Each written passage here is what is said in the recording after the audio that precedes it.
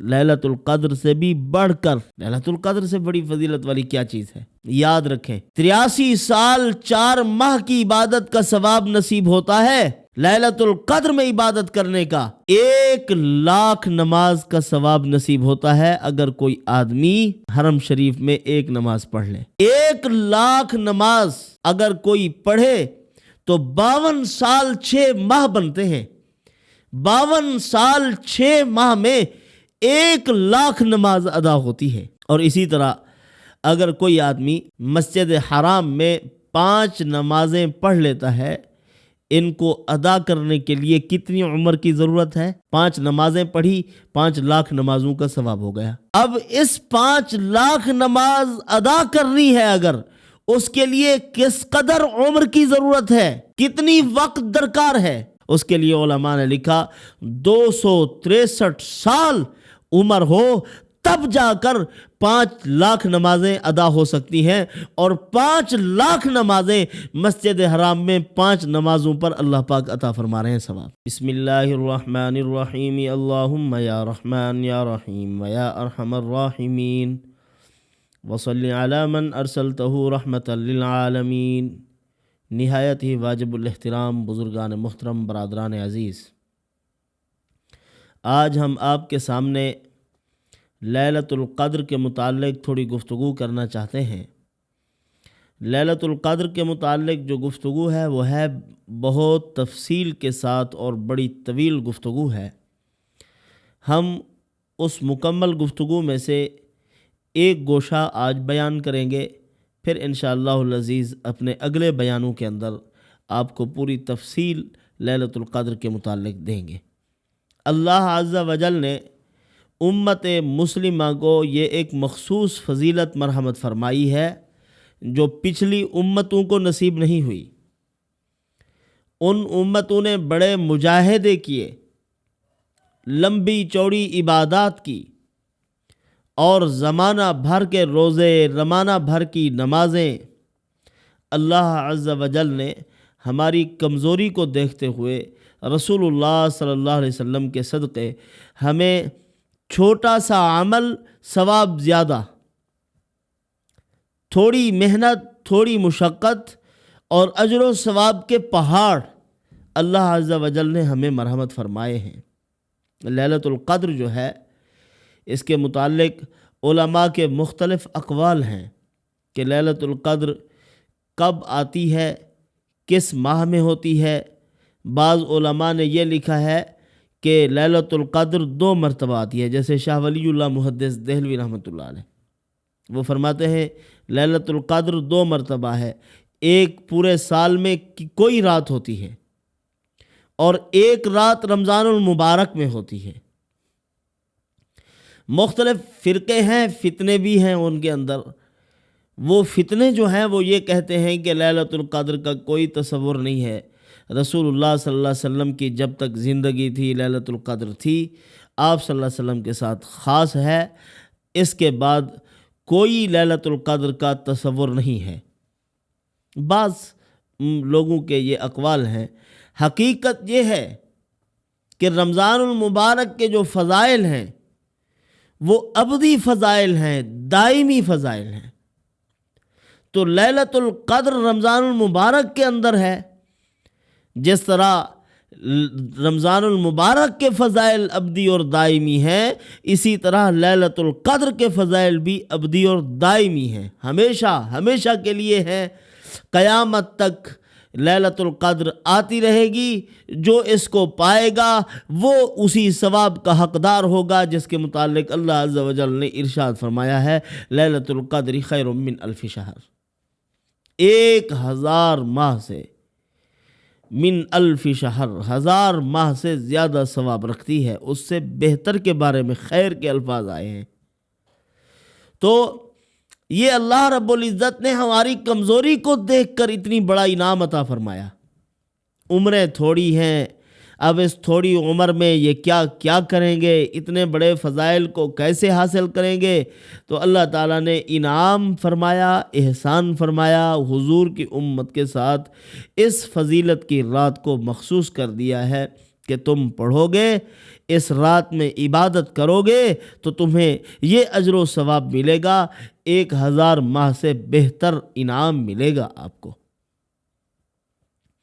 اس رات میں اللہ عز و جل اپنے بندوں کی روزی کی وسعت کے فیصلے فرماتے ہیں۔ علماء نے لکھا ہے کہ شب برات، لیلۃ القدر، یہ الگ الگ راتیں ہیں، اور شب برات کے اندر یہ چیزیں لکھی ہیں۔ راجح قول جمہور کا مسلک یہی ہے کہ لیلۃ القدر میں اللہ پاک یہ سارے انعامات عطا فرماتے ہیں۔ عمر کے فیصلے، حج کے فیصلے، عمرے کے فیصلے، خوشیوں کے فیصلے، شادی بیاہ کے معاملات، سب اسی رات کو فرشتوں کے سپرد کر دیے جاتے ہیں، اور غروب آفتاب سے لے کر صبح تک اللہ کی رحمت کا سمندر ٹھاٹھے مارتا رہتا ہے، اور اس میں دعاؤں کا زیادہ سے زیادہ اہتمام کرنا چاہیے، جیسے سیدہ طیبہ طاہرہ زاہدہ رفیقہ عتیقہ ام المومنین سیدہ عائشہ صدیقہ رضی اللہ تعالی عنہا پوچھتی ہیں، اے محبوب رسول اللہ صلی اللہ علیہ وسلم، لیلۃ القدر کے متعلق مجھے کوئی دعا بتلا دیجئے، میں کیا پڑھوں؟ آپ صلی اللہ علیہ وسلم نے دعا مرحمت فرمائی، فرمایا اس دعا کا اہتمام کرو۔ اسی لیے لیلۃ القدر میں زیادہ سے زیادہ دعاؤں کا اہتمام کرنا چاہیے۔ نماز پڑھو، رکوع اور سجدے بھی کرو، تلاوت کا اہتمام بھی کرو، لیکن علماء نے لکھا ہے کہ لیلۃ القدر میں، اس قدر کی رات میں، جس میں بے قدروں کو قدر ملتی ہے، بے عزتوں کو عزت ملتی ہے، زمین پر پڑے ہوئے طبقے کو بلندی اور رفعت ملتی ہے، فرمایا یہی قدر کی رات ہے، اس میں زیادہ سے زیادہ دعاؤں میں اوقات گزارے جائیں، دعاؤں کا زیادہ اہتمام کریں، دعا مانگیں، ہاتھ پھیلا کے رکھیں، اور پھر تھک جائیں تو سجدے میں مانگیں۔ پھر اگر اس طرح مانگتے مانگتے تھک جائیں، آپ کے پاس الفاظ کی قلت ہو کہ مانگوں تو کیا مانگوں، پھر الحزب الاعظم اٹھا لیجئے، اس کے اندر دعائیں ہیں ساری، اس کو پڑھتے رہیں۔ مناجات مقبول اٹھا لیجئے، اس کے اندر ساری دعائیں ہیں، اس کو پڑھتے رہیں۔ کوئی دعا نہیں آتی کثرت سے اللہم اغفر لی وللمؤمنین والمؤمنات، اللہم اغفر لی وللمؤمنین والمؤمنات والمسلمین والمسلمات، یہی پڑھتے رہو، اپنی بخشش اور مغفرت کی دعا کرتے رہو۔ زیادہ وقت لیلۃ القدر میں دعاؤں کے اندر گزارنا چاہیے۔ تو آپ صلی اللہ علیہ وسلم نے اما عائشہ رضی اللہ تعالی عنہا کو فرمایا کہ یہ دعا پڑھا کرو لیلۃ القدر میں، اللہم انک عفو کریم تحب العفو فاعف عنا، فاعف عنی جمع کا صیغہ ہے فاعف عنا یا غفور۔ آپ اس طرح پڑھیں، اس سے معلوم ہوا کہ دعا ہی پڑھنی چاہیے، اسی دعا کا کثرت سے ورد کرتے رہیں۔ اور اس رات میں اللہ رب العزت فرشتوں کو زمین پر نازل کرتے ہیں، آسمانوں پہ چراغاں ہے، آسمانوں پہ بڑی خوبصورتی کے مناظر ہیں، آسمانوں پر فرشتے پھیلے ہوئے، پھر وہ زمین پر اتر رہے ہیں۔ زمین پر جب اترے فرشتوں کے انوارات، آسمانوں پر لیلۃ القدر کے انوارات، اور جب زمین پر اترے تو عباد اللہ صالحین وہ بھی شامل ہو گئے، فرشتوں کے انوارات بھی شامل ہو گئے، اور رمضان المبارک میں اللہ کی جو تجلیات، انوارات و برکات نازل ہو رہے ہیں وہ بھی اکٹھے ہو گئے۔ اب آپ خود اندازہ لگائیے کہ کتنی روشن رات ہوگی جس میں اللہ تعالیٰ نے اتنی خیریں اکٹھی کر دی ہیں۔ اللہ کے نیک بندے زمین پر سربہ سجود ہیں، اللہ تعالیٰ سے دعائیں مانگ رہے ہیں، فرشتے بھی آ گئے ہیں، ان کی ملاقاتیں ہو رہی ہیں، اور بندوں کے لیے وہ دعا مانگ رہے ہیں۔ اسی طرح فرمایا تنزل الملائکۃ والروح، فرشتے نازل ہوتے ہیں، ان کے ساتھ ایک فرشتہ ہے جس کو روح کہتے ہیں۔ چوتھے آسمان پر وہ فرشتہ ہے، اور اللہ عز و جل نے بڑا اس کو قد و قامت عطا کیا، وہ بھی پھر اترتا ہے زمین پر۔ اللہ عز و جل نے 10,000 اس کو زبانیں عطا فرمائی ہیں، ان زبانوں سے وہ اللہ کی تسبیح و تحمید پڑھتا ہے، جملے ادا کرتا ہے تسبیح و تقدیس کے۔ علماء نے لکھا ہے کہ اگر وہ اپنا منہ کھول لے تو سارے فرشتے اسی کے اندر سما جائیں، اتنی بڑا فرشتہ ہے۔ روح، تنزل الملائکۃ والروح، فرشتے بھی اترتے ہیں، روح بھی۔ بعض علماء نے لکھا ہے کہ روح سے مراد جبرائیل علیہ الصلوۃ والسلام ہے۔ جبرائیل علیہ الصلوۃ والسلام سردار فرشتے ہیں سب کے، تو اللہ عز و جل ان کو بھیجتے ہیں فرشتوں کو زمین پر۔ حضرت جبرائیل علیہ الصلوۃ والسلام بھی تشریف لاتے ہیں، میکائیل علیہ الصلوۃ والسلام بھی تشریف لاتے ہیں، اسرافیل علیہ الصلوۃ والسلام اور اسرائیل علیہ الصلوۃ والسلام۔ ان 4 فرشتوں کو اللہ عز و جل پروانے عطا کرتے ہیں، بخشش کے، مغفرت کے، اپنے بندوں کے لیے راحت کے، آرام کے اور خوب سعادتوں کے فیصلے جو ہوتے ہیں یہ لے کر زمین پر اترتے ہیں۔ اور اسی ایک رات کو 1000 ماہ کی عبادت سے بڑھ کر قرار دیا گیا ہے۔ 83 سال 4 ماہ عبادت کرنے کا ثواب ملتا ہے صرف لیلۃ القدر میں عبادت کرنے پر۔ ایک رات ہے، کم خرچ، بالا نشین، اور جو انویسٹ کیا ہے وہ تو ہے تھوڑا اور پرافٹ بہت زیادہ ہے، بہت زیادہ منافع عطا ہو رہے ہیں۔ اسی طرح ہم یہ امت غریب اور فقیر امت نہیں ہے، یاد رکھیں اس امت کو اللہ رب العزت نے غریب، فقیر اور مسکین نہیں بنایا، نہ بے سرمایہ بنایا ہے، نہ بے سہارا بنایا ہے۔ اللہ عز و جل نے حضور کے صدقے میں اس کو بہت کچھ عطا فرمایا۔ لیلۃ القدر بھی بڑی چیز ہے، بڑی چیز ہے، بہت بڑی سعادت ہے، لیکن اسی طرح اس سے بڑھ کر اللہ تعالیٰ نے امت محمد کو اور بھی بڑی بڑی چیزیں فضیلت والی عطا فرمائی ہیں۔ لیلۃ القدر سے بھی بڑھ کر، لیلۃ القدر سے بڑی فضیلت والی کیا چیز ہے؟ یاد رکھیں 83 سال 4 ماہ کی عبادت کا ثواب نصیب ہوتا ہے لیلۃ القدر میں عبادت کرنے کا، اور 1,00,000 نماز کا ثواب نصیب ہوتا ہے اگر کوئی آدمی حرم شریف میں 1 نماز پڑھ لے مسجد حرام میں۔ اور دیکھیں 1,00,000 نماز اگر کوئی پڑھے تو 52 سال 6 ماہ بنتے ہیں۔ 52 سال 6 ماہ میں 1,00,000 نماز ادا ہوتی ہے، 1,00,000 نماز۔ اور اسی طرح اگر کوئی آدمی مسجد حرام میں 5 نمازیں پڑھ لیتا ہے، ان کو ادا کرنے کے لیے کتنی عمر کی ضرورت ہے؟ 5,00,000 نمازیں۔ 5 نمازیں پڑھی، 5,00,000 نمازوں کا ثواب ہو گیا۔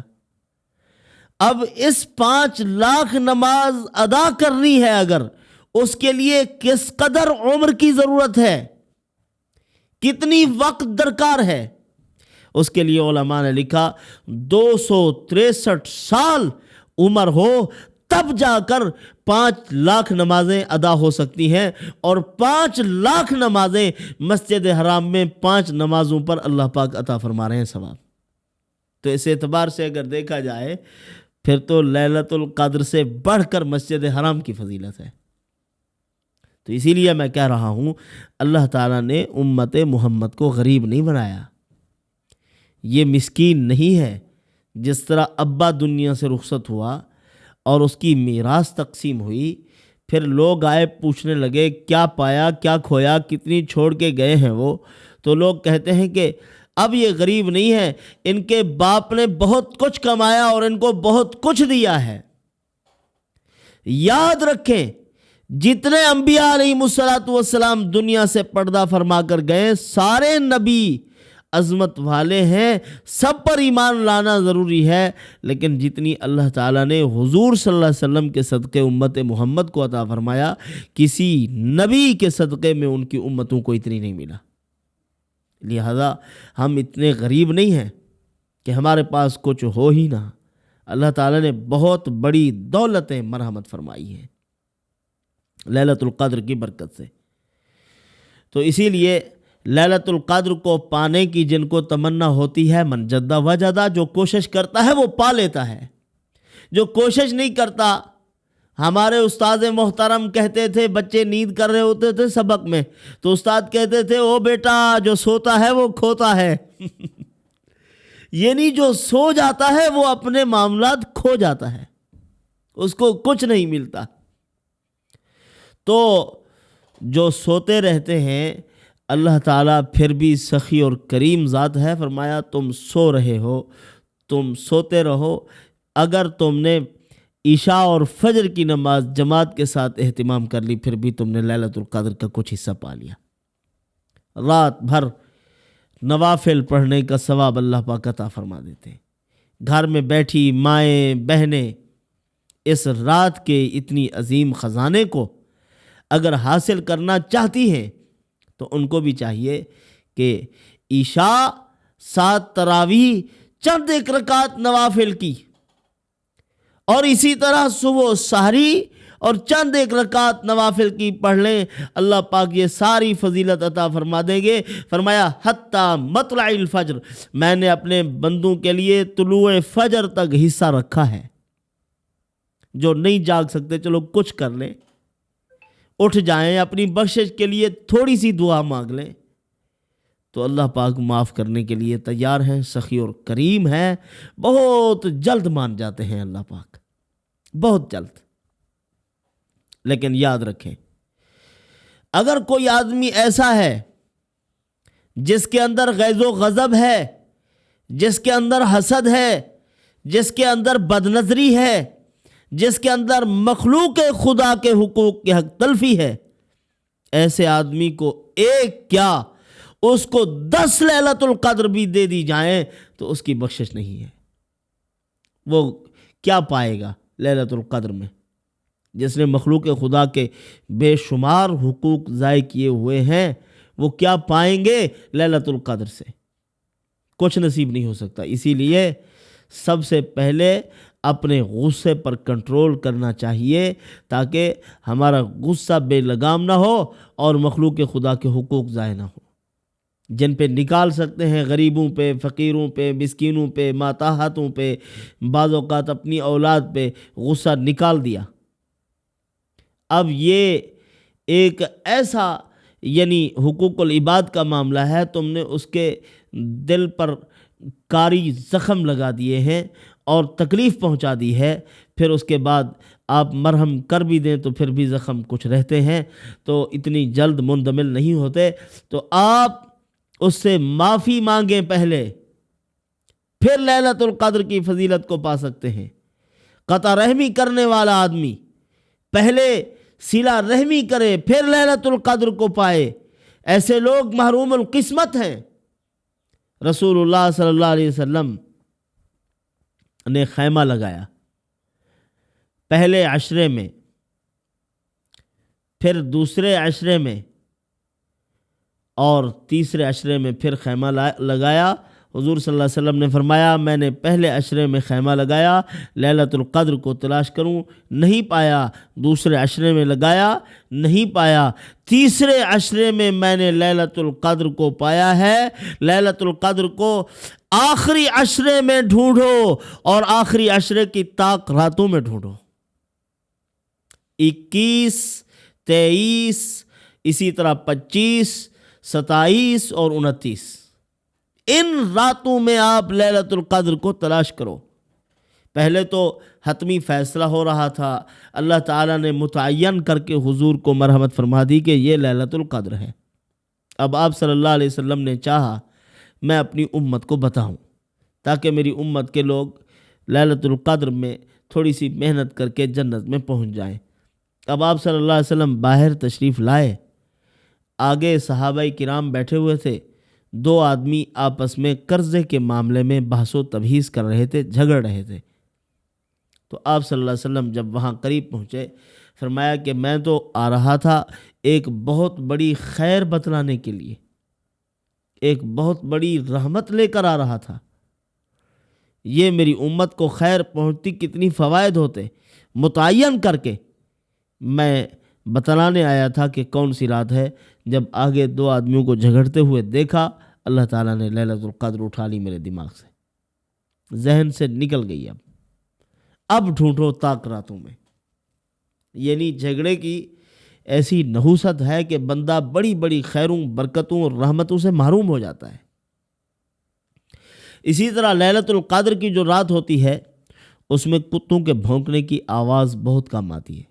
یعنی سکون ہوتا ہے، اطمینان ہوتا ہے، نہ اندھیری ہوتی ہے نہ زیادہ روشن، درمیانی، اور نہ زیادہ سردی ہوتی ہے نہ زیادہ گرمی، درمیانہ موسم ہوتا ہے. اور اسی طرح اس مبارک رات میں بعض علماء نے لکھا ہے کہ سمندر کا کڑوا پانی بھی میٹھا ہوتا ہے. سورج جب صبح کے وقت میں طلوع ہو رہا ہوتا ہے تو اس کی ٹکیا ہوتی ہے، اس میں شعاعیں نہیں ہوتی زیادہ. تو سمجھ لو کہ جو رات گزری ہے، جس نے یہ علامات دیکھی وہ سمجھ لے کہ لیلۃ القدر ہے. اور فرشتے آتے ہیں نا، بندے کو ملتے ہیں، ملاقات ہوتی ہے، اور تنزل الملائکۃ والروح، جبرائیل علیہ السلام اور دیگر فرشتے، تو جب وہ آتے ہیں، ملتے ہیں، قریب بیٹھتے ہیں تو رقت طاری ہو جاتی ہے، انسان کے رونگٹے کھڑے ہو جاتے ہیں، رونا آتا ہے، اور اسی طرح دل میں نرمی پیدا ہو جاتی ہے. بسا اوقات کچھ حسی علامات بھی کچھ خوش نصیب اور صاحب کشف لوگ ہوتے ہیں جن کو دیکھنے میں آتی ہیں، نظر آ جاتی ہیں، ورنہ دیکھنا کوئی ضروری نہیں ہے. بعض لوگ کہتے ہیں لیلۃ القدر میں نے دیکھا ہے، جو ہے سارے درخت جو سجدے میں تھے، جانور سجدہ کر رہے تھے، یہ چیزیں تھیں، وہ چیزیں تھیں. کوئی چیز نہیں ہوتی. ان چیزوں کی طرف توجہ نہ دیں، بس لیلۃ القدر کو طاق راتوں میں ڈھونڈنے کی کوشش کیجیے. درخت جھکیں نہ جھکیں، جو کچھ بھی ہو، آپ نے ان علامات کو دیکھنا ہے.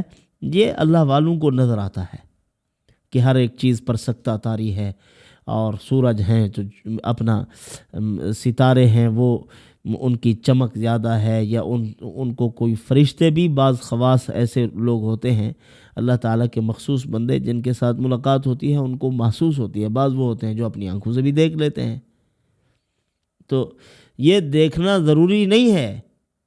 ایک آدمی نے عمل کیا کہ میں عمل کروں تاکہ مجھے غیبی احوال کا پتہ چلے، اور اس نے اتنے لمبے چوڑے عمل کیے کہ دماغ خراب ہو گیا، لیکن اس کو غیبی افکار، غیبی معاملات، لوگوں کی چیزیں وہ سمجھ میں نہ آئی، نظر نہ آئی، کچھ کسی چیز کا پتہ نہ چلتا. اتنے وظیفے کر ڈالے کہ اپنا دماغ خراب ہو گیا. اور کوشش یہ ہے کہ میں جو ہے نا غیبی معاملات کا انکشاف ہو. اللہ تعالیٰ کی عطا ہے، جس کو چاہیں عطا فرما دیں. تو اس طرح آپ لیلۃ القدر کا اعتقاد رکھیں اور لیلۃ القدر میں عبادت کرنے کی کوشش کریں. انشاءاللہ العزیز مزید اس کی جو تفصیل ہے وہ آپ کے سامنے دیگر بیانوں کے اندر بھیجیں گے. وآخر دعوانا ان الحمدللہ رب العالمین.